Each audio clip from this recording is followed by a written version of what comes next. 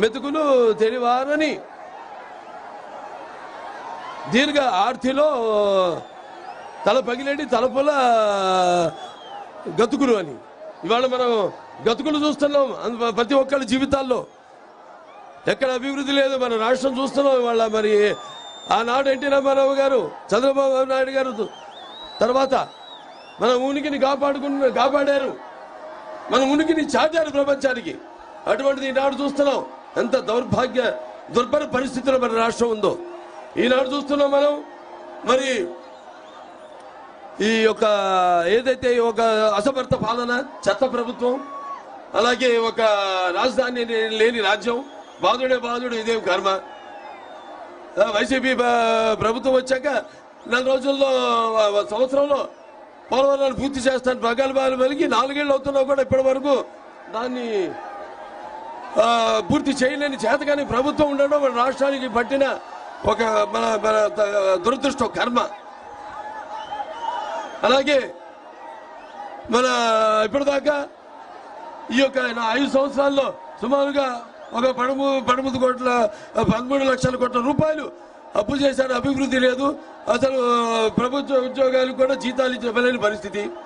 ఆ తర్వాత మళ్ళీ మనం చూస్తున్నాం అప్పులు పుడితే కానీ ప్రభుత్వ ఉద్యోగులకి జీతాలు ఇవ్వలేని పరిస్థితి. అలాగే ఈ యొక్క 2 లక్షల మంది తాతలు అవల యొక్క పెన్షన్ని రద్దు చేయడం జరిగింది. అలాగే వాళ్ళు చూస్తే మనం మాత్రం ఈ గంజాయి పెంచడంలో, ఈ డ్రగ్ మాఫియాలో మనం మాత్రం దేశంలో మొదటి స్థానంలో ఉన్నాం.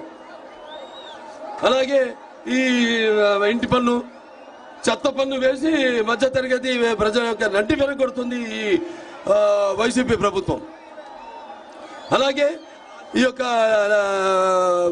వైసీపీ నాయకులు ల్యాండ్ మాఫియా, ఈ యొక్క శాండ్ మాఫియాతో కొన్ని వేల కోట్ల ప్రజాధనాన్ని దోచుకుంటున్నారు. అలాగే ఈ యొక్క 5 కోట్ల ఆంధ్రుల కళల రాజధాని అయిన మన అమరావతి అసలు పట్టించుకునే స్థితిలో లేరు.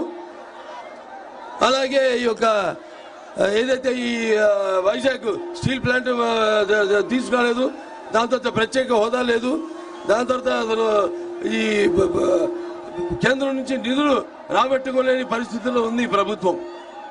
అలాగే ఎవరైతే భూములు ఇచ్చారో రాజధానికి వాళ్ళపై మరి